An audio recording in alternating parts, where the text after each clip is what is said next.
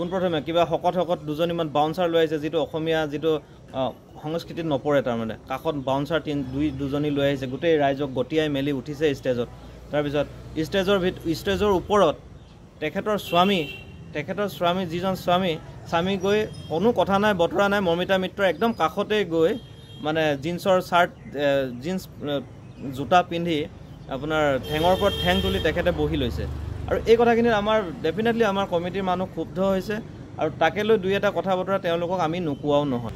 বিগত 30 এপ্ৰিল তাৰিখে আমাৰ অনুষ্ঠানলৈ, আমাৰ যি বিহু অনুষ্ঠান আছিলে এই অনুষ্ঠানলৈ বংগৰ গায়িকা মৰ্মিতা মিত্ৰ আহিছিলে, আৰু মৰ্মিতা মিত্ৰই সংগীতানুষ্ঠান আমাৰ উক্ত বিহুখনত প্ৰদৰ্শন কৰিছিলে। এতিয়া কথা হ'ল, আমাৰ এই অনুষ্ঠানটোক লৈ মিডিয়াত বিভিন্ন ধৰণৰ কথা ওলাই আছে যে আমি কিবা অশ্লীল ব্যৱহাৰ কৰিলোঁ, কিবা কিবি কথা কৈ আছে, কিন্তু কথাটো আচলতে তেনেকুৱা নহয়।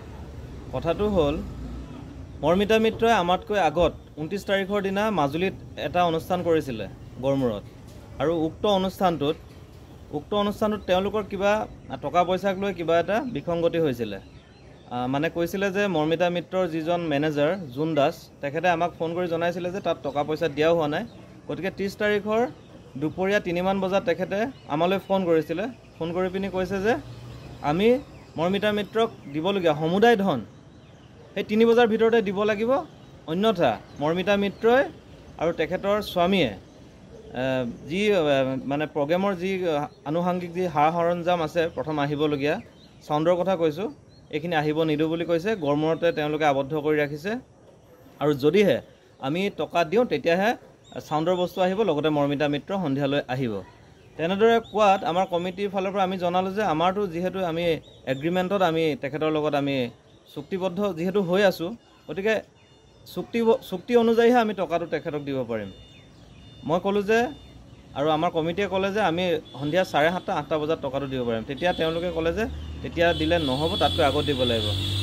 তেনেকৈয়ে আমি আগবাঢ়িলোঁ, আৰু আমাৰ কিছু অনুষ্ঠান সেইকাৰণে নহ'ল সেইদিনা। মৰ্মিতা মিত্ৰ নাহিব বুলি যিহেতু প্ৰচাৰ হৈ গ'ল, আৰু তেখেত পিছত আহিলে, আগতীয়াকৈ আহিলে বাৰু, আৰু আহিয়েই পোনপ্ৰথমেই আমাক তেখেতৰ মেনেজাৰে, মৰ্মিতা মিত্ৰৰ মেনেজাৰে আমাক পোনপ্ৰথমে আহি টকা পইচাৰ কথা পাতিলে আমাৰ লগত, আৰু সেইমতে আমি তেখেতলোকক টকা দিবলৈ আমি চেষ্টা কৰিছিলোঁ। আৰু আমি গোটেই টকাখিনি দিয়াৰ পিছত 45,000 টকা আমাৰ দিবলৈ থাকি গৈছিলে।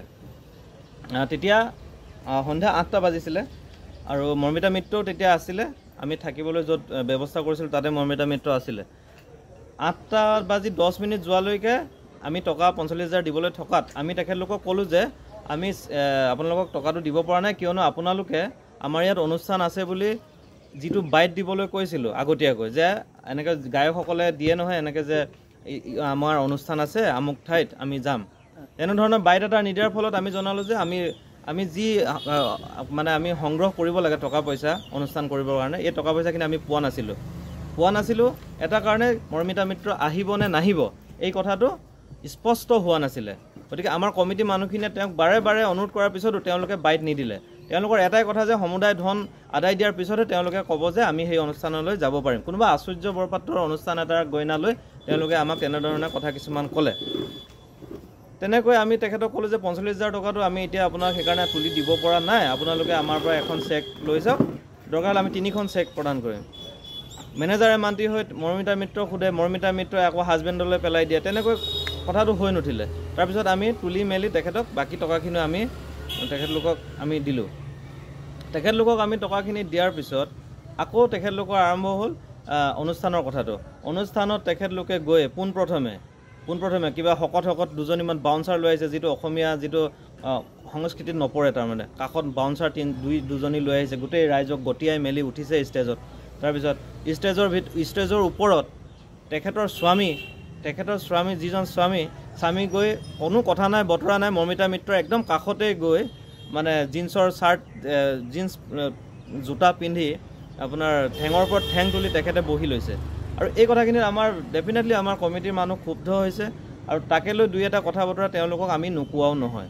আৰু তৃতীয়তে তেখেতলোকে অনুষ্ঠানটো যেতিয়া আৰম্ভ কৰিলে, আমাৰ কমিটিৰ মানুহখিনিকে ষ্টেজৰ পৰা নামি যাবলৈ তেওঁলোকে বাৰে বাৰে কৈ আছে। আৰু সেই কথাটো আপোনালোকক যদি সেই ফুটেজত আপোনালোকে চালে আপোনালোকে দেখিবলৈ পাব আৰু তেনেধৰণে যদি এগৰাকী শিল্পীয়ে কথা নাই বতৰা নাই কমিটিৰ মানুহখিনিকে যিখিনি মানুহৰ বাবে অনুষ্ঠানটো হৈ উঠিছে সেই মানুহখিনিকে যদি নামি যাবলৈ কয় সেই মানুহখিনিকে যদি ভিডিঅ' এটা কৰোঁতে বাধা প্ৰদান কৰে তেতিয়াহ'লে তেওঁলোকে দুই এষাৰটো টান কথা শুনিবলগীয়া হ'বও পাৰে সেই কথাটো আমি অস্বীকাৰ নকৰোঁ বা মোৰ ফালৰ পৰা মই কৈছিলোঁ সেইদিনা যে আপোনালোকক টকা দি আমি অনুষ্ঠানলৈ মাতিছোঁ গতিকে আমি ইয়াত ভিডিঅ' কৰিছোঁ এইটো আমাৰ ব্যক্তিগত কথা আপোনালোকৰ কথা নহয় কিবা এটা কথা কোৱাৰ লগে লগে গৈ বাউন্সাৰজনীয়ে গৈ পিনি মৰ্মিতা মিত্ৰক কথাষাৰ কৈ থৈ আহে কাণত তাই গান গাইছে আকৌ কথাটো শুনি উল্টা পুল্টা কথা আকৌ আমাৰ মানে কমিটিক গালি পাৰিবলৈ আৰম্ভ কৰিছে গতিকে কথাখিনি তেনেকুৱা ধৰণৰ আৰু আটাইতকৈ চূড়ান্ত তেওঁৰ মানে অভদ্ৰামী গিৰিয়েক আৰু মৰ্মিতা মিত্ৰৰ একদম চূড়ান্ত অভদ্ৰামী কি কৰিছে আমাৰ যেনেকৈ অনুষ্ঠানটো চলি থকাৰ সময়ত গায়কে যেতিয়া ব্ৰেক লয় কো ছিংগাৰক যেতিয়া গান গাবলৈ দিয়ে মৰ্মিতা মিত্ৰই 11:30 বজাত অনুষ্ঠানত উঠি 1:10 অনুষ্ঠানৰ পৰা নামি গুচি গৈছে আৰু তেওঁ এবাৰো কমিটিক জনোৱা নাই আৰু আমাৰ মুখ্য উপদেষ্টা আমাৰ পিছফালে আছে হৰেণ সিঙা ডাঙৰীয়াই এংকৰৰ দায়িত্ব পালন কৰি আছিলে অন্ততঃ তেখেতকো এবাৰো নজনালে যে তেখেতে আকৌ এবাৰ যে মঞ্চলৈ নাহে একদম মানে সেই মোটামুটি 1.5 ঘণ্টামান 2 ঘণ্টা মানে নহ'ল আৰু 1.5 ঘণ্টা 2 ঘণ্টাৰ ভিতৰত অনুষ্ঠানটো কৰি তেখেতে নামি গুচি গ'ল কো ছিংগাৰজনক দায়িত্ব দি আৰু ইমান এটা অৰাজক পৰিৱেশৰ মাজত কমিটিখনক এৰি থৈ তেওঁ গুচি যাব নালাগে